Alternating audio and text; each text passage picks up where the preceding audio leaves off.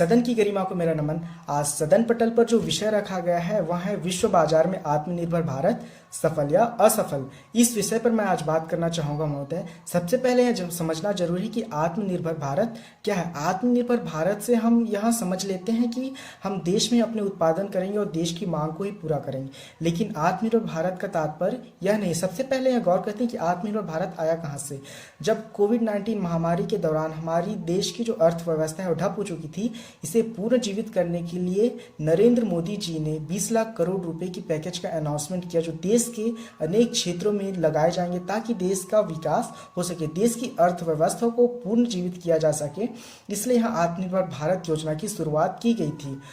यदि हम इतिहास पर थोड़ी गौर करें तो हम देखते हैं कि 1991 में नई आर्थिक विकास नीति आई थी, जिसके तहत हमने उदारीकरण, निजीकरण और वैश्वीकरण पर जोर दिया था। परंतु उस समय हमारी जो परिभाषा थी आत्मनिर्भर भारत को लेकर वह यह थी कि हम संरक्षणवाद को महत्व देते थे, जिसके कारण हमारे देश का आर्थिक विकास उस तरीके से नहीं हो पाया जिस तरीके से हम चाहते थे। परंतु आज कोविड-19 के झटके के कारण हमारी जो स्थिति है, हमारी परिभाषा ही बदल चुकी है। इसलिए आज हम इस वर्तमान स्थिति को देखते हुए, देश में जो भविष्य में आने वाली आवश्यकता है उसको देखते हुए आज हम आत्मनिर्भर भारत को इस तरीके से देख रहे हैं ताकि हम अपने देश को प्रतिस्पर्धात्मक दौर पे आगे बढ़ा सकें महोदय।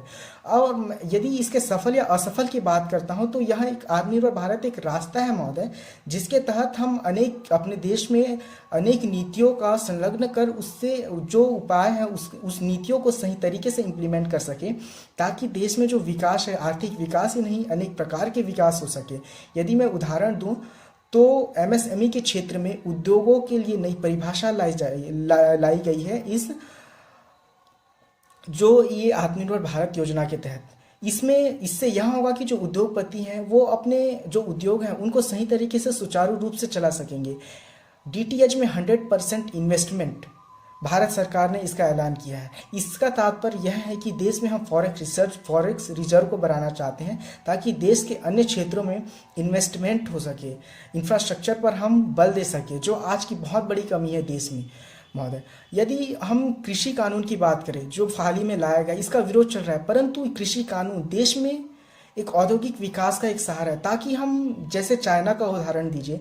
चाइना इतिहास में कृषि को लेकर पहले ज़्यादा सख्त था, अर्थात कृषि में इतना संलग्न हो चुका था कि उसने इतनी तरक्की कर ली कि आज मैन्युफैक्चरिंग के क्षेत्र में भी यूएसए से कई हद तक आगे जा चुका है।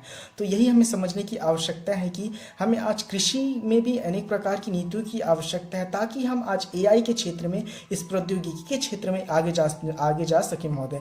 यदि हम प्रौद्योगिकी की ही बात करें तो इंडिया और जापान ने 5G टेक्नोलॉजी पर कार्य करना चालू किया है। हमारे देश के पास स्किल लेबर्स हैं और चाइना के पास प्रौद्योगिकी के लिए इतनी सारी टेक्नोलॉजी से दोनों मिलकर 5G टेक्नोलॉजी में इतने आगे बढ़ सकते हैं कि हम अपने देश की और उन देश की प्रगति कर सकते हैं महोदय।